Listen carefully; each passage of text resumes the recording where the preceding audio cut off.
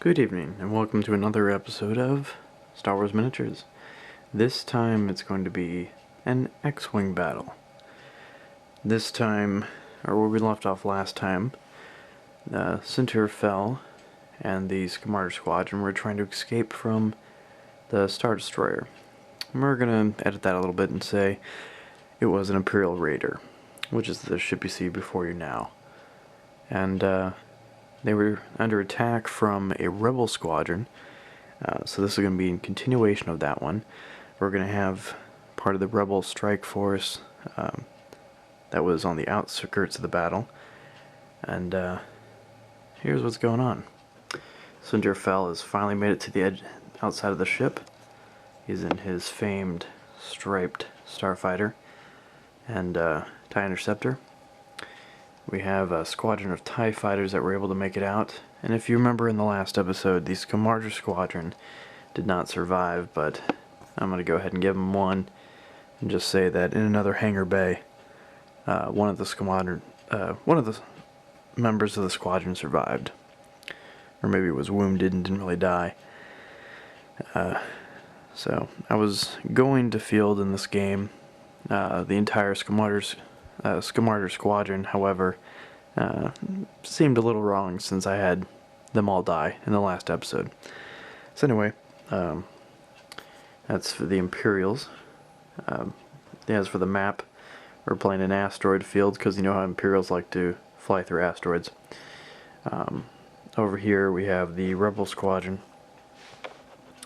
We have a Dagger Squadron, or no, Blue Squadron. It's a B-Wing squadron. And then we have Jan Orris and my personal favorite rebel ships. Zoom in on the name there. Excuse me.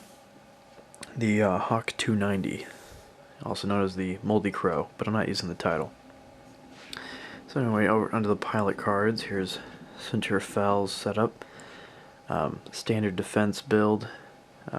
With actions, with maximum actions. His ability is when you have a stress token, you can assign one focus.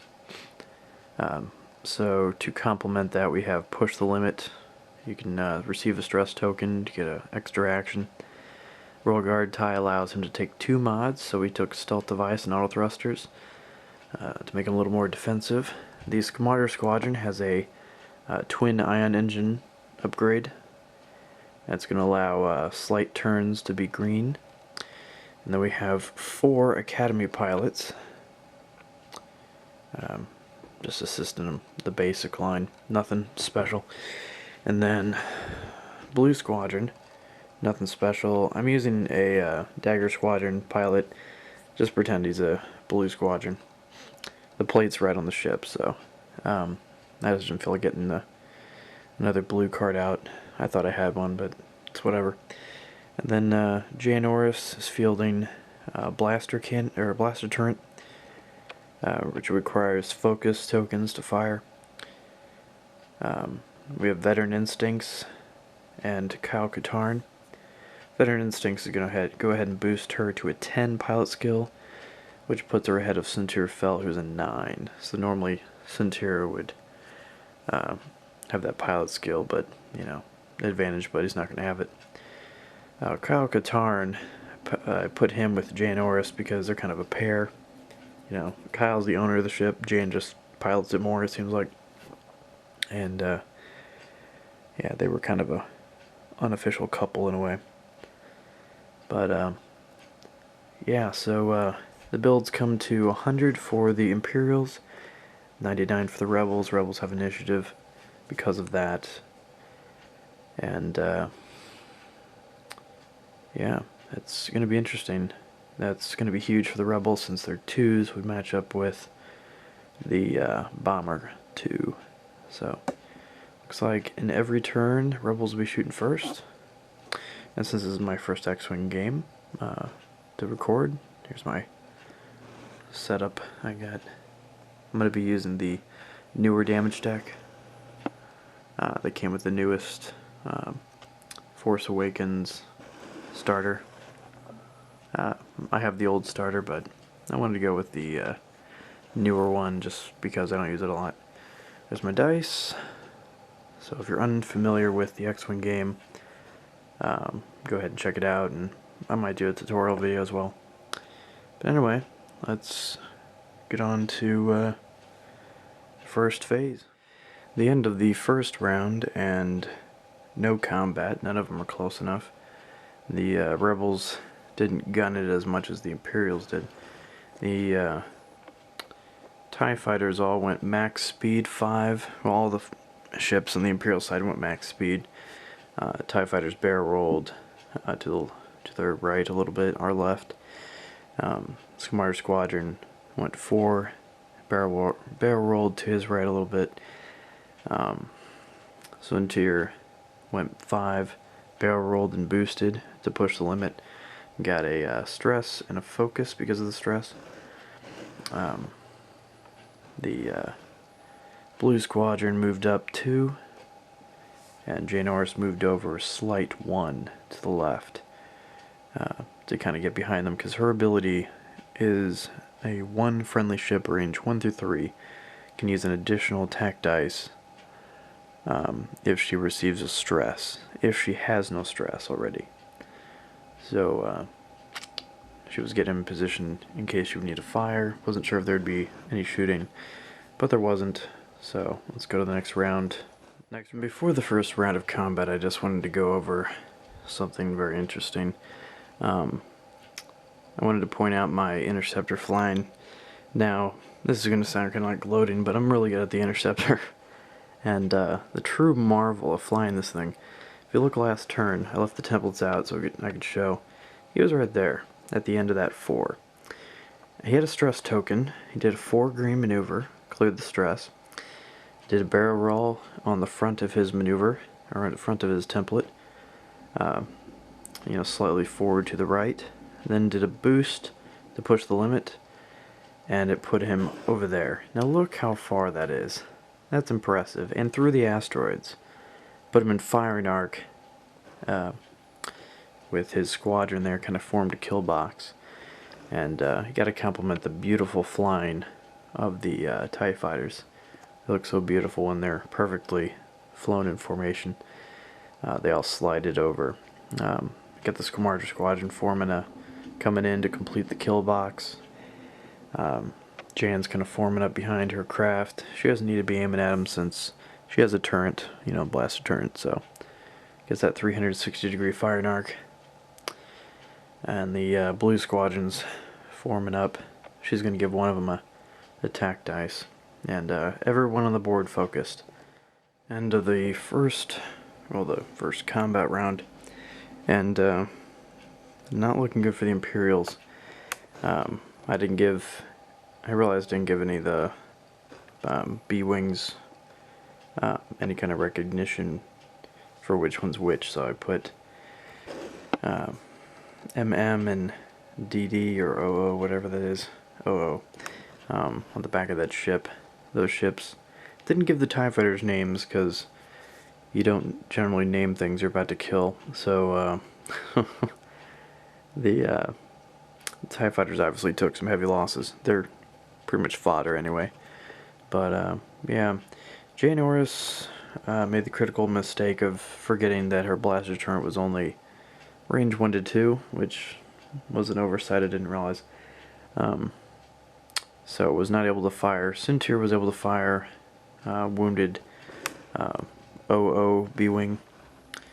And the B-Wings, since they had initiative, fired, destroyed the front 2 TIE fighters. And the bomber was able to get a shield down. Oh wait, no, he dodged it, never mind. He took a shot at the far B-Wing, missed. Then these 2 TIE fighters focus fired on the wounded B-Wing, and were able to together take one more shield off him. He's gonna be down to, looks like 2 shields. Yep, 2 shields. Man, this thing's clear. Yeah. So there's the vaped TIE fighters. So Imperials lost 2 ships, but they still get 4 more. So it's 4 on 4 now. Let's go ahead and go to the next round. Quite a mess right now. The B-Wings all try to do 2K turns after the TIE Fighters did 4Ks. So they're turned around. B-Wings tried to turn around, but it collided, so they did not turn around. Might be for the better. They collided, so they can't attack this round, but they might, find themselves right where they want next round to kill the TIEs. One B-Wing completed the K-turn and is in a great position to trap Suntir, who gunned it in to get a close shot at Jan, and he's trying to stay behind them. And the Skamar Squadron K-turned, and looks like he's only going to have a shot at that B-Wing right in front of him. So it's going to be Suntir and the bomber doing all the work again. And let's see if Jan will finally be able to hit someone this round. No kills this round, but a lot of hits for sure. Starting off, Jan fired everything at Suntir and effectively did nothing. Her shots all failed against his superior offense. However, defense. He was able to use his focus to block it, but then she lended a dice to that B-Wing that was in range 1. That thing rolled 5 dice against him. He rolled all eyeballs, so he had burnt the focus. It screwed him. He'd already spent it, so he only had the evade token and was able to block 1. So 2 hits went through, deactivated stealth. He's down to 1 hull. He's really got to kill Jan or he's toast. Bomber shot the B-Wing in front of him, missed. So looking pretty dire for the Imperials. I think Jan and Kyle are going to win the day. Also to note, actually Suntir did not spend the focus on defending from Jan. He spent it to attack Jan, and actually that ended up scoring him 2 hits on Jan Orris' ship. So actually she's down to 2 hull. He scored 3 hits, my bad, because it took out one of her shields and then did 2 hull damage. So she's down to 2 hull. So I mean, his sacrifice really wasn't in vain. That bomber's still immaculate, and he has 6 hull, so he's a beefy sucker. That Skamar Squadron might be able to clean her up if Suntir does it next round. So here we go. As a testament to unorthodox flying, here before the combat round, I'd like to recognize the TIE pilots were able to evade the TIE bombers by curving right through the asteroid. At least one of them landing right on it. He rolled for damage, missed. He evaded the asteroid, and which is good for him. B-Wings, well, at least one of them kind of going on past. One of them's going to be able to get a shot on the one on the side, but the other one is going to be safe. One of them even able to get an action because he just barely missed it. B-Wings flying formation. Another B-Wing also doing a slight 1 coming in. He bumped Suntir before Suntir moved. Suntir did some fancy flying, got over there behind the other B-Wing. Jan Orris bumped the TIE bomber that moved forward 1. So yeah, a lot of slow maneuvering, but let's get into combat and see who gets killed. At the end of this round, we have one less ship. TIE fighter took a shot, 5 dice attack. It was 3 crits, 2 hits, and he got 1 evade and he had 1 token. It wasn't enough though, he was vaped. Suntir managed to block Jan's attack because Jan rolled nothing. and it's hard to to die from no shots being fired at you. Suntir got a bunch of hits, 4 hits on the B-Wing in front of him, and Scamarder Squadron got 1 hit on the B-Wing in front of him. That's all his shields, so that B-Wing is down to 3 hull. B-Wing right next to him is full hull and shields. This B-Wing is still 2 shields, 3 hull. And no one shot Jan because no one could.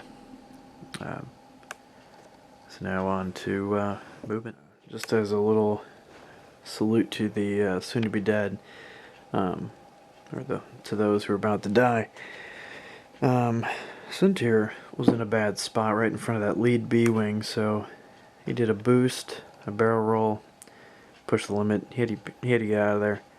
He can't suffer 2 range 1 attacks, plus whatever Jan Orris would have dealt out.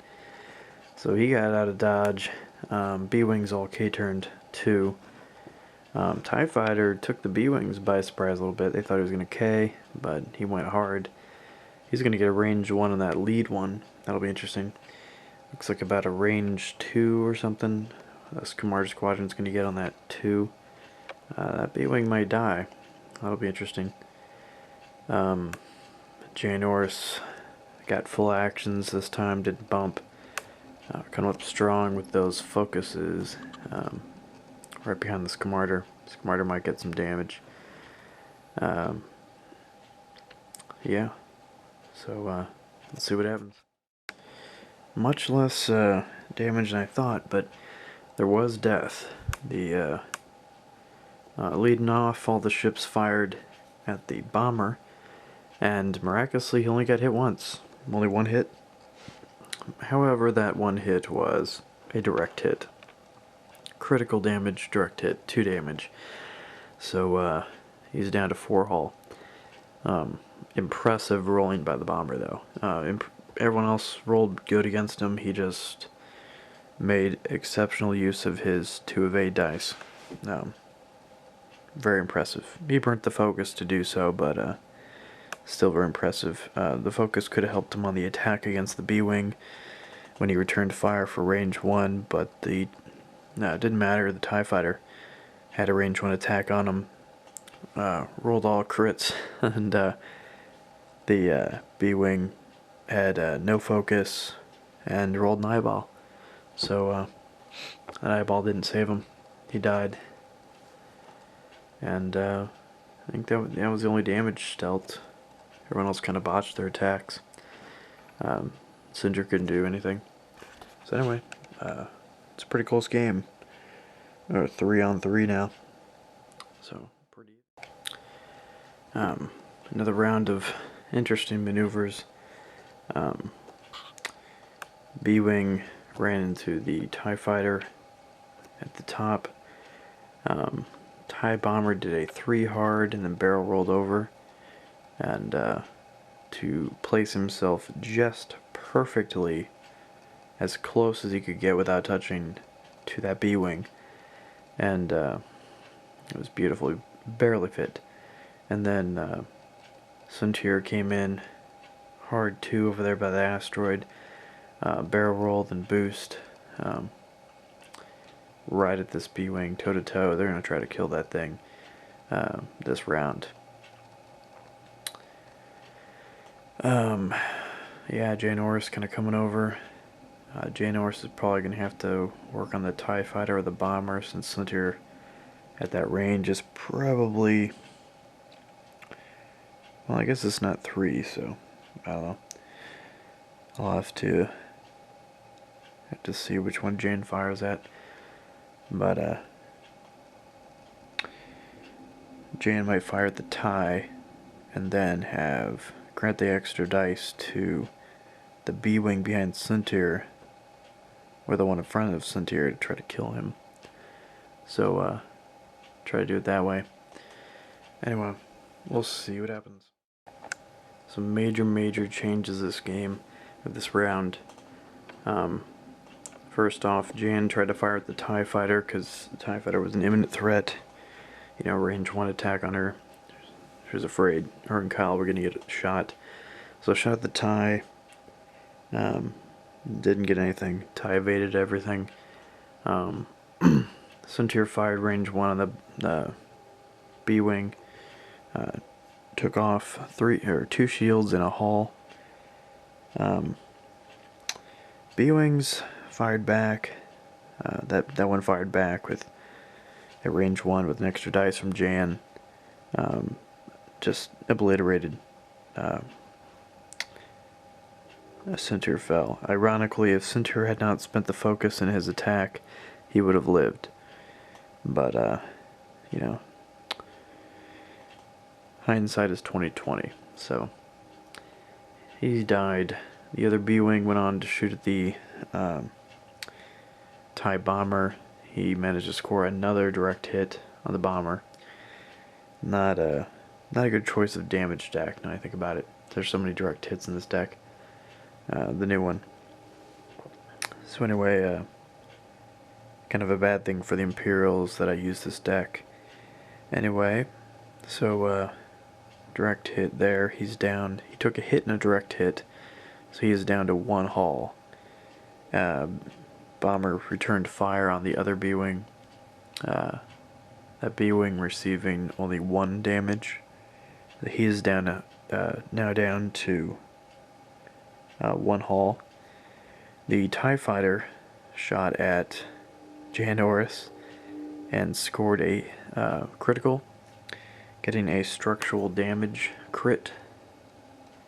What that means is Jan's agility is now reduced by 1, so it's now 1.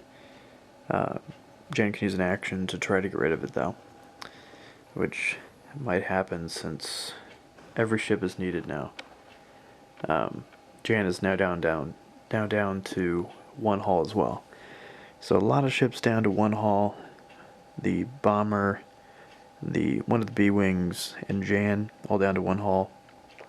TIE fighters at 3. Other B-wings full 3 hull and 5 shields. So that one's sitting pretty. Rebels looking pretty good still, but at the start of this round, it looks like it's possible the Rebels could eliminate the Imperials before the Imperials even get a chance to fire. A bunch of K turns. Jan Orris was able to flip over her damage card with an action. Still got to focus because of Kyle, though. Just a reminder, Bomber has 1 hull. TIE Fighter has 3. So, let's get down to it. I'm going to go ahead and call it here. As predicted, Imperials didn't even get a shot off. The initiative by the Rebels was huge. Jan Orris botched the attack on the TIE Fighter, but those range 1, first range 1 attack was a hit and 2 crits. Annihilated the TIE Fighter. TIE Fighter had nothing.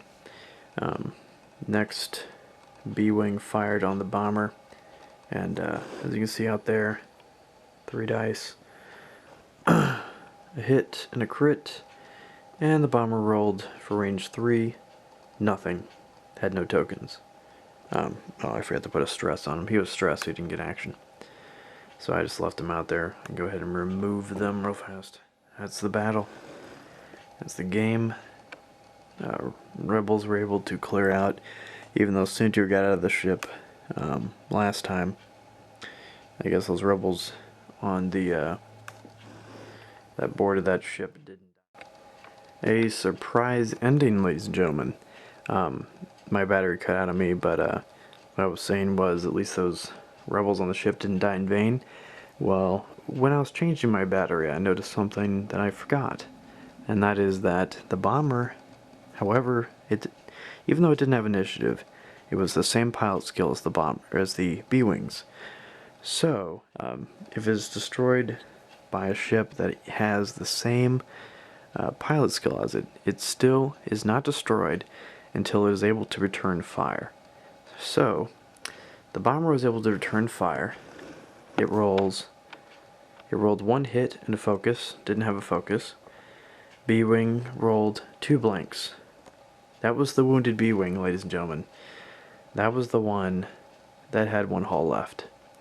So he took out the final B-Wing. The bomber and the B-Wing shot themselves and both destroyed each other.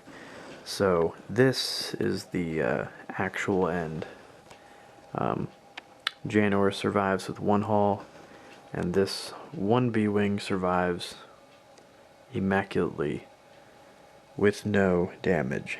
So quite the game.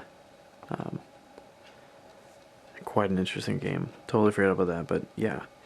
So those rebel operatives on the ship did not die in vain. They were able to kill off Skimmarder Squadron, and that might have made the difference, because I would have run 4 bombers with heavy amount of missiles on them, and I think they would have done much better against the B-Wings than those little TIE fighters. So that was probably the difference of the game right there, and that in the initiative the rebels enjoyed the entire time. Anyway, quite an epic game. Gonna do several more of these, obviously. This was a requested game by a guest, so or a viewer. Feel free to comment, and I'll have your scenario played out. I'll have more X-Wing battles in the future. I got some interesting stuff in store, and if my videos get more popular, I'm going to go ahead and do epic scale battles with massive ships like this one. So that's the Imperial Raider. So since that Raider, that last battle we did, or 2 battles ago now, was supposedly on that ship. So anyway, like, subscribe, comment, tell me what you want to see next, and we'll get you that video.